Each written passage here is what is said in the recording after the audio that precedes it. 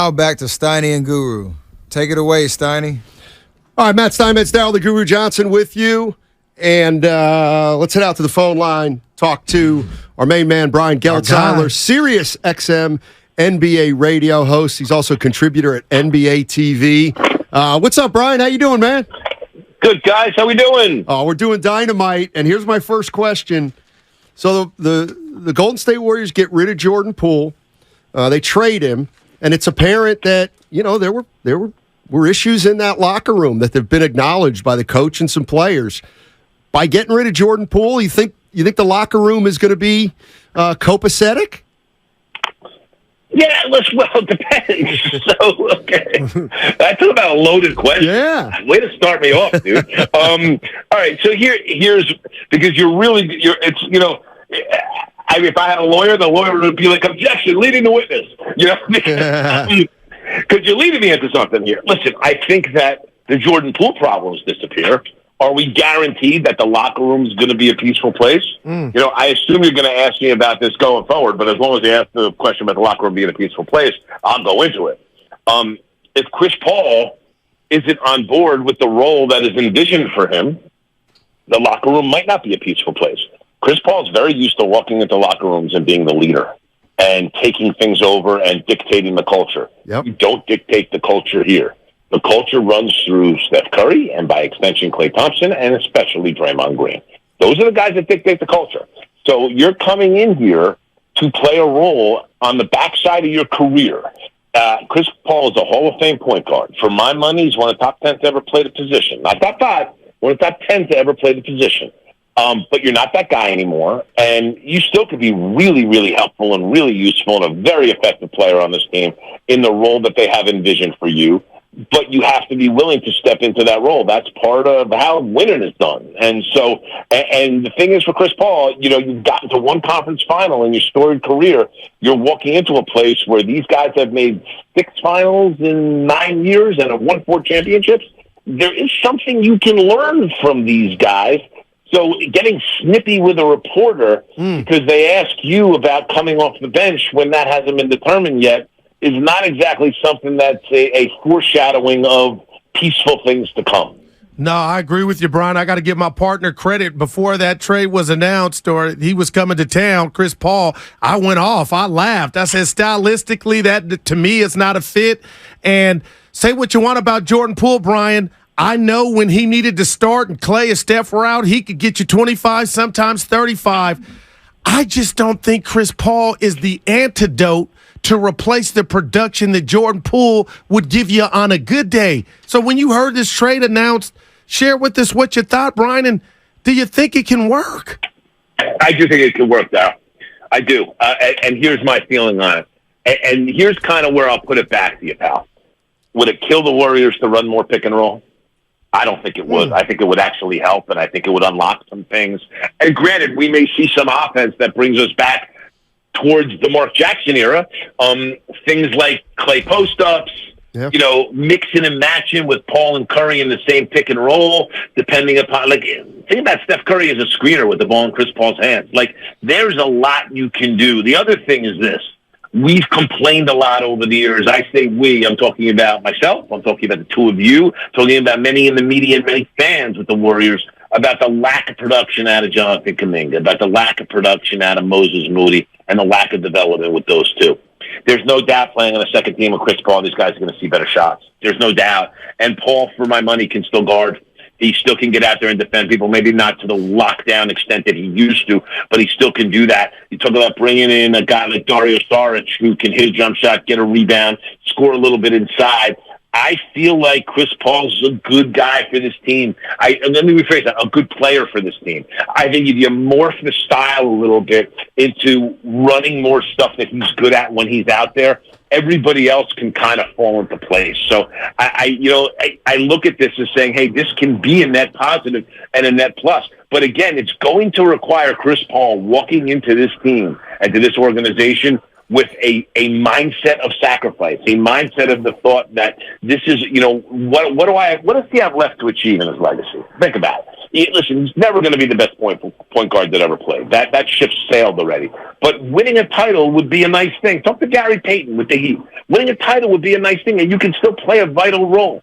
But the self-awareness of you're not that guy anymore is going to be very key to this team. If he can bring that self-awareness onto himself and play with that kind of attitude and that kind of selflessness with his team and realize that he's not the most important guy there, I think it can work. But again, basketball-wise, I think Steve Kerr will make some adjustments to make sure that Chris Paul's put in the spot to succeed.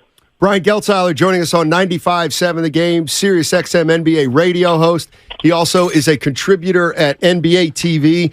You know, I want to just get a little further into the Chris Paul. Forget on the court stuff. I'm not assuming malice on anybody's part, but I am just thinking, boy, Chris Paul has been in this league 18 years, and now he's going into this particular locker room with guys who have 4 titles. Now, they respect him, but you're right. He's used to being the guy. And I'm just thinking, like, Draymond Green has to respect Chris Paul and vice versa. But Draymond can't talk to Chris Paul like he talks to other people, even though Chris Paul doesn't have a ring, if you know what I mean. I agree. Listen, I think Matt, you bring something up that's really, really important here. Draymond Green, and I'm a fan. You guys know we've talked a ton about him. His outspoken nature is, to me, something that I think is a net plus in the end. The fire that he plays with, I love. You know, I'm a huge Draymond guy. But one thing that I think has been a problem with Draymond over the years, and I do blame the Warriors coaching staff and front office for some of the, specifically Bob Myers and Steve Kerr. Now, Bob's not there anymore, but that they really didn't hold Draymond accountable for a lot of the bad behavior. And I think this Jordan Poole incident and something that's still being talked about almost a year later, is still leading, NBA headlines. I think this is something where is Draymond going to actually realizing and acknowledging publicly that this was something that undercut this team? Is he going to learn from it? Because if he's going to learn from it, he'll know not to speak to Chris Paul that way. He'll know that there's going to have to be a mutual respect. And yes, words can go flying back and forth sometimes in the heat of the moment. I like to remind people of this when we say, hey, chemistry problems, guys fighting. That's a delicate line. It was a year ago March that Eric Spoelstra and Jimmy Butler on our TV screens almost came to physical blows in a huddle for the Heat and had to be separated by Kyle Lowry and Udonis Haslem. But we forget that, and look where they ended up this year in the NBA Finals. So those types of things, and by the way, the year that happened, it wasn't Game 7 of the Conference Finals. So those types of things don't necessarily have to split a team apart. Sometimes those could be things that unite a team, passion and fire and all of that. Draymond has straddled that line for a long time. But Chris Paul's a guy that will snipe back at you. He will not take your crap, quite frankly. He won't. How's Draymond going to handle that? And I feel like if you learn from the Jordan Poole incident, he'll make sure he pays Chris Paul the appropriate respect when he addresses him verbally. No doubt. Brian, I got to tell you, my partner's a basketball connoisseur. We can get nerdy, and this is random, so I'm going to warn you. Yesterday, Draymond, we heard the sound of him on the podcast with Pat Bev. He said he had another offer, about $10 million annually. And my guy, we thought about who could that team have been? Have you given that any thought? Have you heard anything that who could have been trying to get the services of Draymond Green? Yeah, Sacramento. And notice I didn't stutter. Okay. There it is. Yeah. Well, all right. I mean, listen, Sacramento went ahead and cleared all that space. Right? And then they turned around and they re-signed Harrison Barnes at the same money, and they brought in the kid from Slovenia, who could be a very good player. But my point about the Kings is they didn't do all of that and clear that space because that was the intention. They wanted Draymond Green, and it was out there. There was no doubt that it was out there. But all you guys had to do, if you're Sacramento and you thought you were getting Draymond Green, all you had to do was turn on TNT a few weeks back and watch the match and watch how Draymond was interacting with Steph and Clay like a day or two before free agency began and realize Draymond was going nowhere.